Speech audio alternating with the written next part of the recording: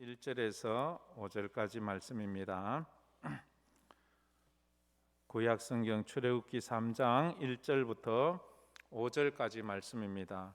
우리 다 같이 한 음성으로 읽겠습니다. 모세가 그의 장인 미디안 제사장 이드로의 양 떼를 치더니 그 떼를 광야 서쪽으로 인도하여 하나님의 산 호렙에 이르매 여호와의 사자가 떨기나무 가운데로부터 나오는 불꽃 안에서 그에게 나타나시니라. 그가 보니 떨기나무에 불이 붙었으나 그 떨기나무가 사라지지 아니하는지라. 이에 모세가 이르되 내가 돌이켜 가서 이 큰 광경을 보리라. 떨기나무가 어찌하여 타지 아니하는고 하니 그때에 여호와께서 그가 보려고 돌이켜 오는 것을 보신지라. 하나님이 떨기나무 가운데서 그를 불러 이르시되 모세야 모세야 하시매 그가 이르되 내가 여기 있나이다. 하나님이 이르시되 이리로 가까이 오지 말라. 내가 선 곳은 거룩한 땅이니 내 발에서 신을 벗어라. 아멘. 고난의 시대에 일꾼을 부르시는 하나님이라는 제목으로 말씀을 나누었으면 좋겠습니다. 다가오는 토요일 또 저희 교회에서는 임직식이 있습니다. 장로님을 세우고 권사님을 세우고 안수 집사님을 이렇게 세웁니다. 성경에 보면 하나님께서 일꾼을 부르시고 일꾼을 세우시는 이야기로 가득 있습니다.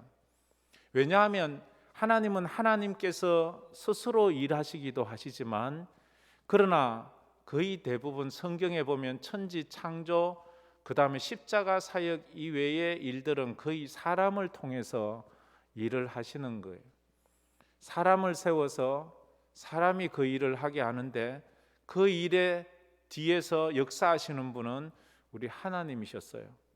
근데 사람들이 그것이 하나님이 하신다는 것을 알게 하세요.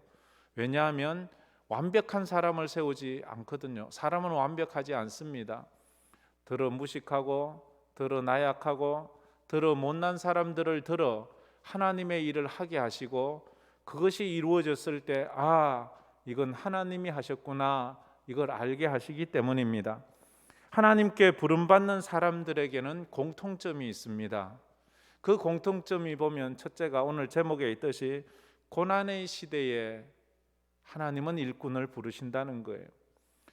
잘 나가고 좋고 평안하고 문제 없을 때보다는 참 어려움이 많고 고난이 있을 때 하나님은 그 일을 하게 하세요. 오늘 우리가 읽은 본문만 보아도 모세가 태어나던 그 시대, 모세가 살았던 그 시대는 이스라엘 민족의 역사 가운데서 가장 고통스러운 그런 때였습니다. 왜냐하면 자기가 산에 아이를 낳으면 자기 손으로 죽이든지 산파에 의해서 죽어야 되는 그런 시대가 역사 유사일에 언제 있었겠습니까? 그건 우리 개인이나 우리 이 나라나 우리 교회나 봐도 그래요. 가장 교회가 힘들고 어려울 때 하나님은 하나님의 일꾼들을 세우시는 거예요. 일제 시대에도 하나님은 계속 일꾼을 세워요. 그래서 그 어렵고 어려운 시대를 버티고 하나님의 교회를 짊어지고 가게 만드세요. 6.25 사변 때도 주의 종들을 부르셔서 그 주의 종들이 다 허물어지고 불타버린 그 교회를 위해서 어쨌든 기도의 사명을 감당하며 하나님의 백성들을 모아 하나님의 교회를 이루어가게 그렇게 하셔서 그게 지금 우리가 있는 거 아니겠습니까? 우리 황금교회도 지금은 이 전 세계가 코로나 때문에 힘들지만 우리 교회도 예외가 아니지 않습니까? 이럴 때 또 하나님의 일꾼들을 세워서 하나님의 교회를 또 잘 섬겨가고 세워가는 그런 일을 맡기신다 하는 겁니다. 그리고 그 다음에 또 하나님께 부름받는 사람들의 공통점은 부름받은 자에게는 분명한 사명이 있다는 거예요. 그게 참 중요합니다. 부름받은 사람에게는 분명한 사명이 있어요. 아브라함을 부르셔서 그냥 네 멋대로 살아라, 네 좋도록 살아라 이렇게 하지 않았어요. 부름받은 사람은 사명이 있는데 아브라함은 축복의 사명이 있어요. 그는 축복의 사람이에요.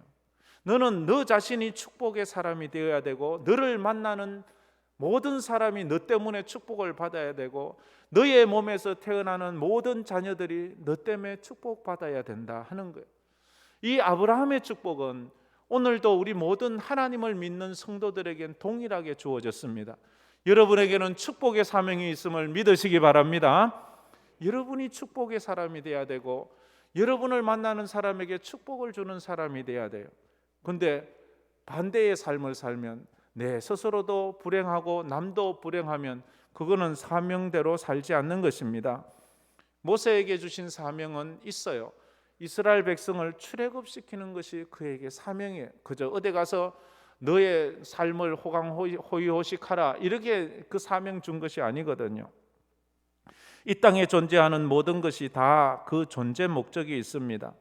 들에 핀 이름 모를 야생화도 다 이유가 있는 거예요. 그냥 폈다가 지는 것은 하나도 없어요. 작은 세균까지도 하나님은 하나님의 뜻이 있는 거예요. 쉽게 말해서 하루를 살다 가는 하루살이, 아침에 태어났다가 저녁이면 죽는 하루밖에 못 사는 그 하루살이도 그가 이 땅을 살다 가는 이유와 목적과 의미가 있어요. 하나님의 뜻이 있어요.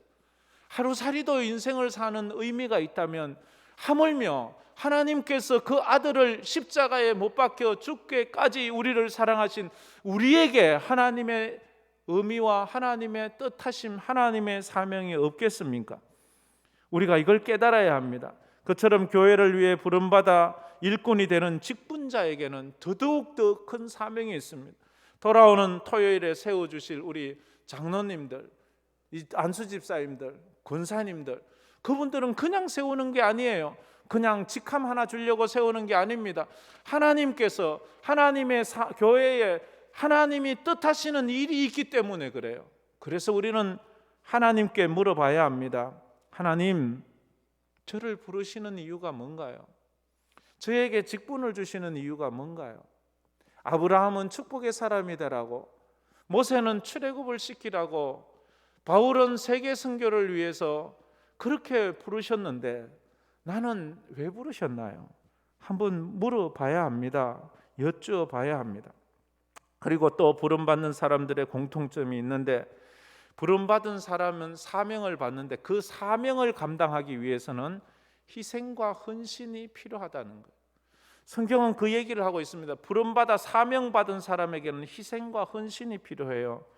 희생과 헌신이 없는 것은 사명이 아니에요.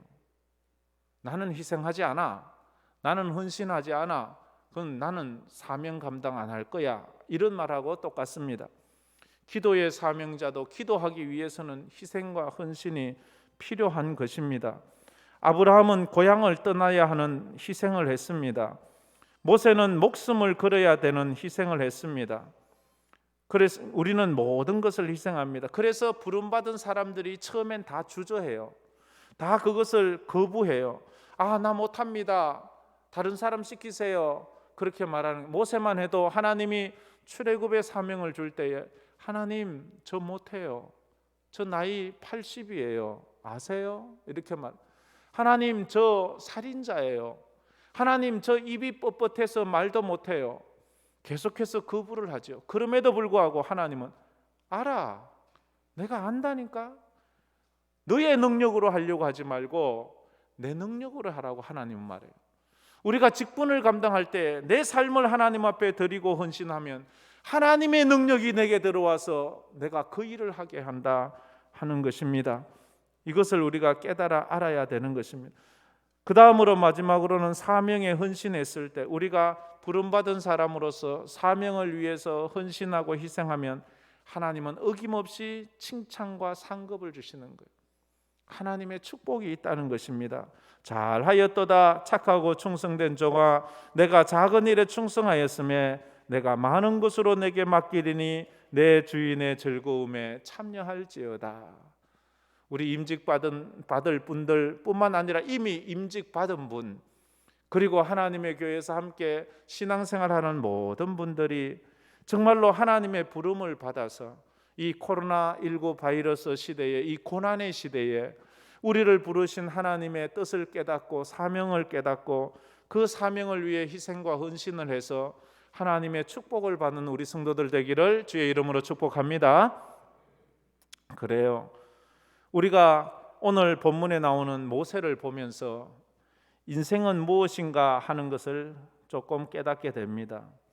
인생은 내 생각대로, 내 계획대로 되는 것이 아니라는 것을 깨닫습니다. 모세의 인생만 봐도 모세는 자기가 태어나기 전에 나는 히브리 노예의 아들이 될 거야, 이래서 히브리 아들이 되었습니까? 태어나면서 그는 히브리 노예의 아들이 되었습니다. 그는 죽어야 되는 운명을 가지고 태어났습니다. 그런데 그는 죽지 않고 애굽의 왕자가 됩니다. 자기가 전혀 생각지도 못했던 애굽의 왕자로 40년을 살다가 어느 날 그는 사람을 죽이고 살인자가 되어 도망자가 됩니다. 도망자가 되어서 또 40년을 80까지 양이나 치는 목자로 살아가는 것입니다. 이 모세의 인생은 모세가 계획한 것이 아닙니다. 모세가 내가 이런 인생을 살아야지 생각한 것도 아닙니다. 이것을 보면서 우리가 알 수 있는 것은 인생은 내 생각이나 계획대로 되는 것이 아니구나. 아마 여기 있는 여러분들도 지금 여러분의 모습이 여러분이 과거에 10년, 20년, 30년 전에 지금 나는 이맘때는 이렇게 살 거야, 그래 계획해서 지금 그래 살고 계십니까? 그리고 나는 내 나이가 몇 살쯤 되면 나는 황금교회에 가 있을 것이야, 이렇게 생각을 해서 지금 여기 와 있는 것입니까? 우리 중에 어느 누구도 내가 생각하고 내가 계획해서 이 자리에 온 사람은 없을 겁니다. 내 인생 지금의 모습이, 지금의 삶이 내가 생각했던 대로 지금 그렇게 되는 인생이 없을 겁니다. 다 하나님 뜻대로 되는 거예요. 하나님 생각대로 되는 거예요. 하나님의 생각과 하나님의 계획은 모세의 계획과 달랐어요. 모세는 자기가 애굽에 살 때는 애굽의 왕자가 되어 평생 왕궁에서 호의호식하며 살 줄 알았지만 그렇지 못했어요. 그가 광야에 나아가 양을 치고 목자로 살면서 이제 내 인생 이렇게 끝나는 거야, 내 인생 이게 끝이야, 더 이상 없어. 그러나 하나님의 계획은 아니야, 네 인생 그 다음이 또 있어. 위대한, 가장 이스라엘 역사상 위대한 이스라엘의 지도자가 되는 그런 인생이 주님 앞에 준비되어 있었습니다. 빛나는 인생을 살수록 담금질이 많다는 거예요. 금이 빛이 나면 빛이 날수록 오랫동안 담금질을 많이, 가혹한 인생을 사는 거예요. 요셉같이 노예가 되기도 하고 죄수가 되기도 하고 그런 인생을 살면서 하나님은 그를 빚으시고 그를 총리의 삶을 살게 해주셨어요. 성도는 내 인생이라고 내가 주인이 아니라 하나님이 내 인생의 주인임을 깨달아야 합니다. 특별히 세움받을 우리 임직자들은 내 인생 내가 주인이 아니구나, 내 인생 하나님이 주인이시구나, 하나님이 쓰시다가 하나님을 위해 살다가 하나님이 부르시는 그날 내가 내 인생의 주인 앞에 서서 고백해야지. 주님 뜻대로 살려고 노력하다가 여기까지 왔습니다, 이렇게 칭찬 들어야 되지 않겠습니까? 본문은 40년을 기다리시던 하나님이 80세의 모세를 찾아오셨습니다. 모세가 하나님을 찾아 나선 것이 아닙니다. 기독교의 신앙과 기독교 외의 모든 신앙의 차이가 이것 하나로도 갈라집니다. 누가 누구를 찾느냐 하는 거예요. 세상의 일반 종교는 전부 다 사람이 신을 찾아갑니다. 사람이 신을 만나려고 합니다. 그래서 정성을 들이고 그렇게 뭐를 합니다. 그러나 기독교는 우리가 하나님을 찾아가는 거 아니에요. 우리가 예수님 찾아갔어요. 예수님이 이 땅에 오셨어요. 우리를 찾아오셨어요. 이 시간도 우리가 하나님 못 찾아요. 하나님이 오시기 전에는 결코 우리를 하나님 만날 수도 없어요. 이게 기독교의 차이입니다. 모세가 하나님 찾아온 거 아닙니다. 하나님께서 모세를 찾아오셨어요. 넓고 이제는 비전이 없어 보이는 모세지만 하나님이 찾아오셔서 그를 부르시는 거예요. 가장 고통스러운 때에, 가장 힘든 시대에 그를 찾아와서 그를 부르는 겁니다. 모세가 잘 나갈 때 아니었어요. 모세가 힘이 있을 때가 아니에요. 모세가 뭔가 할 수 있는 때가 아니에요. 이제는 모든 것이 불가능한 그때 해야지 하나님이 했다고 하니까 그때 뭘 시켜야지 해서 뭘 이루면 다 하나님이 한 거 아니겠습니까? 젊을 때 왕자일 때 하면 다 자기가 했다고 하잖아요. 하나님께서 모세를 일꾼으로 부르시는 모습을 살펴보면서 우리 자신에게 적용해 갔으면 좋겠습니다. 우리 자신을 부르시는 그 하나님 앞에 섰으면 좋겠습니다. 어떤 경우에는 나이가 많이 드셔서 부름받을 때가 있고, 어떨 때는 젊을 때 부름받을 때가 있는데, 그건 하나님의 계획이에요. 하나님의 뜻이에요. 우리는 주어진 삶과 환경 속에서 최선을 다해서 가면 하나님은 길이로 판단하지 않습니다. 하나님은 양으로 판단하지 않습니다. 하나님은 그의 믿음으로 판단하는 거예요. 하나님은 믿음이 중요한 거지, 얼마나 오래오래 네가 시간을 들여서 나를 섬겼느냐, 네가 얼마나 많은 것으로 섬겼느냐, 그걸 보지 않기 때문입니다. 첫째로 우리가 생각해 볼 것은 하나님께서 모세를 부르시는 곳이 어디냐 하는 거예요. 하나님이 모세를 부르신 곳은 하나님의 산 호렙산이었어요. 호렙산 속에서도 떨기나무 불꽃 가운데서 하나님은 지금 모세를 부르고 있습니다. 이 떨기나무에 불이 붙었는데 그 나무가 타서 재가 되어 사라지지 않고 계속 그대로 있고 불만 붙어 있는, 얼마나 신기합니까? 이 불붙은 떨기나무는 무엇을 상징하는 것입니까? 이 떨기나무는 이 광야에 자라는 가시나무 일종이에요. 가시나무인데 뭐 백향목처럼 굴단하고 막 우람하고 이런 게 아니에요. 이건 집을 지을 수 있는, 무슨 뭘 만들 수 있는 것이 아니에요. 가시나무는 가늘고 뭐 굵다 해도 얼마 굵지도 않고 삐뚤삐뚤 꾸불꾸불 이래서 그걸로는 뭘 작품을 만들 수 있는 게 없어요. 그래서 별로 쓸모없는 나무, 아무짝에도 쓸모없는 나무예요. 이 떨기나무가 뭘 상징할까요? 이건 이스라엘 민족을 상징하고 있습니다. 지금 이스라엘 민족은 노예예요. 아무짝에도 쓸모없는 그냥 노예예요. 때리면 맞고 시키면 시키고 죽이면 죽고, 그들에게는 많은 뭐 어떤 인격도 없고 인권도 없고 그냥 그런 존재예요. 그들이 없어진다고 누가 아쉬워하고 안타까워할 사람 별로 없어요. 그런데 그런 떨기나무 같은 그 민족에 불이 붙어 있는 거예요. 고난 가운데 있는 거예요. 그런 고난 가운데 있는 떨기나무 가운데서, 그 민족 가운데서 하나님이 그들을 위해 부르시는 거예요. 이 신약 시대에 와서는 이 떨기나무를 하나님의 교회에 비교하고 있습니다. 이 세상에서 교회는 참 나약한 곳입니다. 별로 대단하지 않은 것 같지만 2000년 교회 역사 가운데 교회는 평안한 때가 별로 없었어요. 늘 고난을 받고 늘 사람들에게 무시당하고 그런 고난의 역사가 많았어요. 우리 한국 교회만 해도 요즘 조금 그래도 편안한 때를 지나가고 있지만 초창기부터 6.25 사변 지나기까지는 늘 고난의 시대를 보냈는데, 그 떨기나무 불꽃 가운데 있는, 고난 가운데 있는 하나님의 백성들, 하나님의 교회를 위해서 지금 거기서 부르고 계시는 거예요. 모세가 이 떨기나무 불꽃 가운데로 나온 것은 자기가 계획해서 온 게 아니에요. 하나님의 인도하심으로 나온 겁니다. 저와 여러분이 지금 황금교회에 나와 있는 것도 우리가 생각하고 계획한 것이 아니라 하나님이 그 불꽃 가운데로, 그 떨기나무 가운데로 부르셨어요. 그게 하나님의 부르심입니다. 두 번째로는 모세는 불꽃 가운데서 자신을 부르시는 하나님의 음성을 들어요. 그 불꽃 가운데서 음성이 나는 거예요. 고난받는 자기 민족 속에서 음성이 들리는 거예요. 하나님의 교회를 볼 때마다 나를 향한 하나님의 콜링이 느껴지는 거예요. 여러분에게도 이런 은혜가 있기를 축복합니다. 황금교회만 생각하면 하나님의 음성이 들려요. 너밖에 없어. 너가 할 일이 있지 않느냐? 성가대원으로, 또 재직으로, 또 중직으로, 또 여러모로 우리의 삶 가운데 내가 할 수 있는 그 부분을 우리가 충성하게 또 하며 나아가는 거예요. 하나님이 부르신 모세야 모세야 부르는 거예요.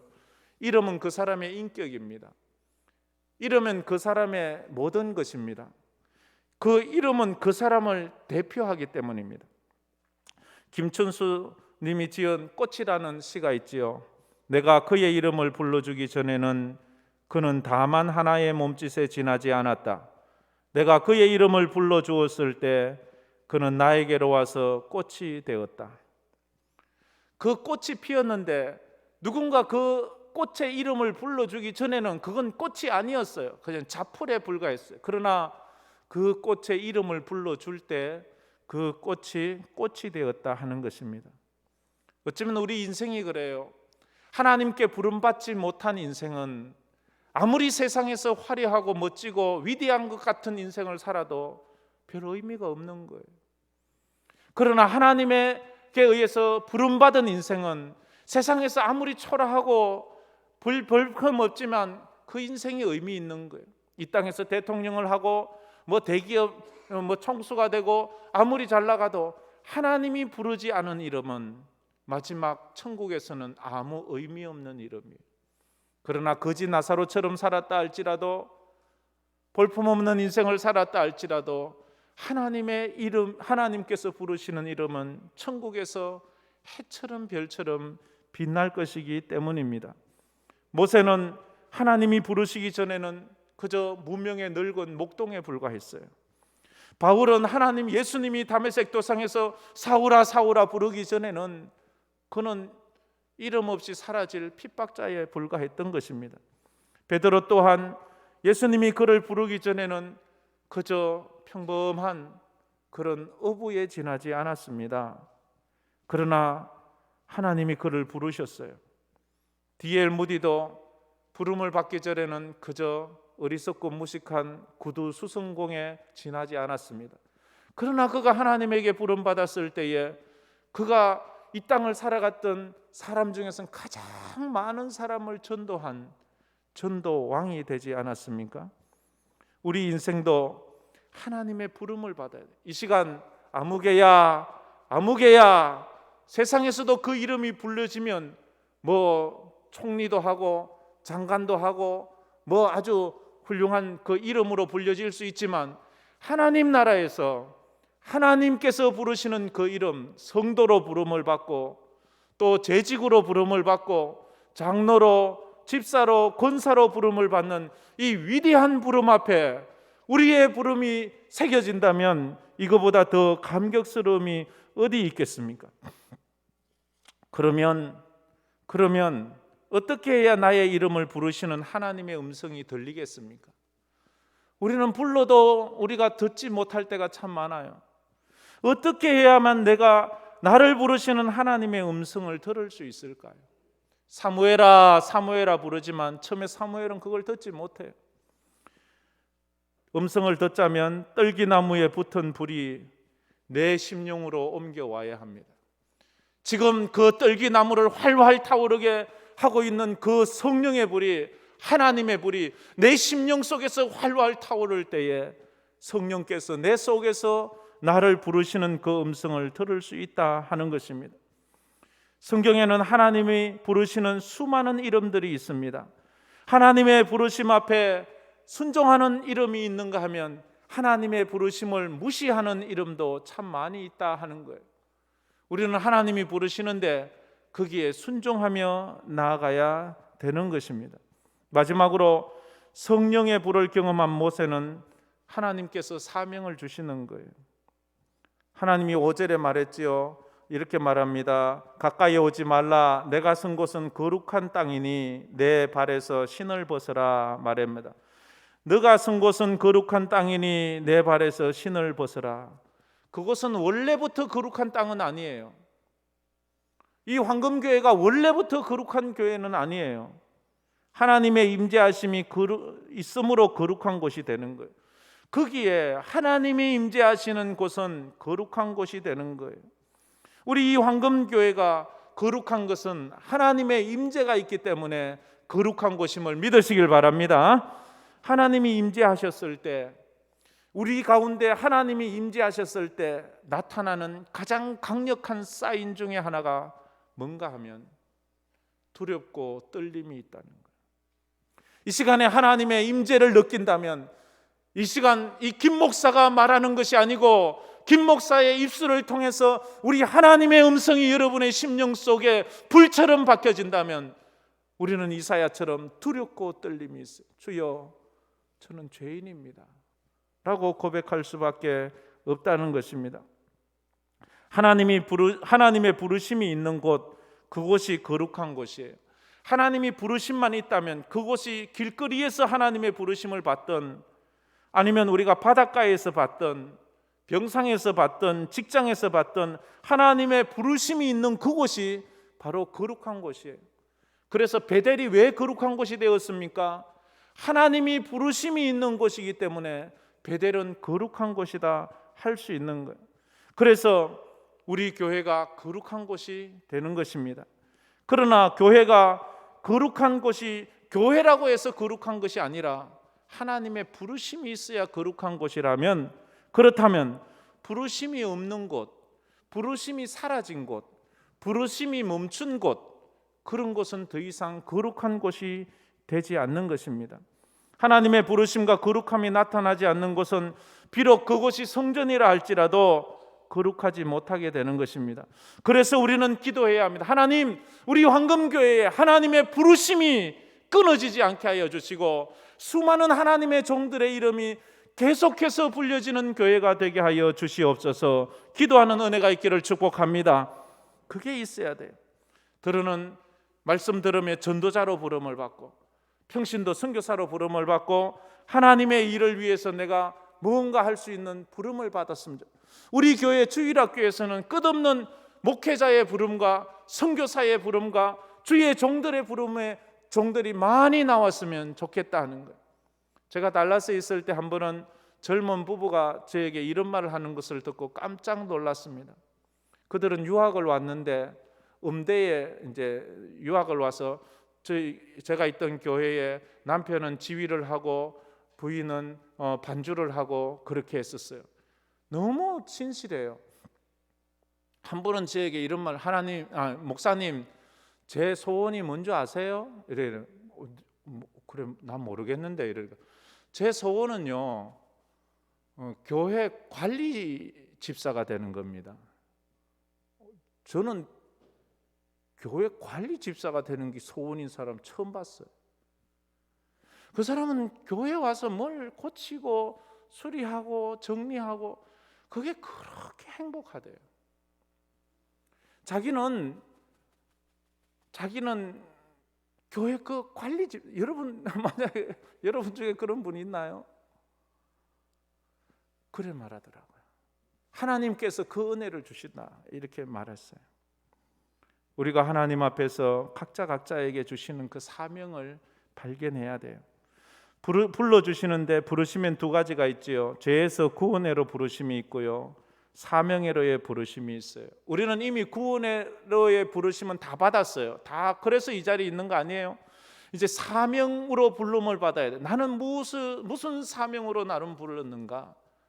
나는 무엇을 위해 살다가 가야지만 하나님 앞에 잘했다 칭찬받을 수 있을까? 그게 첫째는 내가 그것을 해서 하나님이 기뻐하시고 내가 기뻐하고 내가 행복한 거, 그런 거를 찾아야 합니다.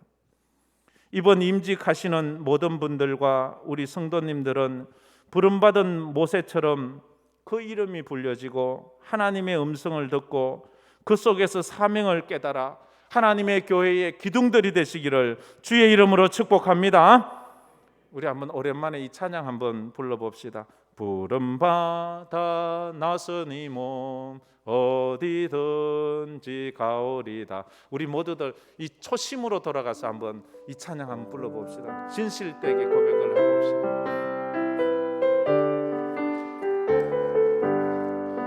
부름받아 나서니 몸 어디든지 가오리다.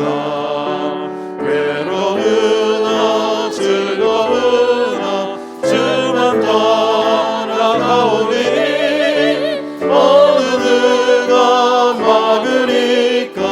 죽음인들 막으리까?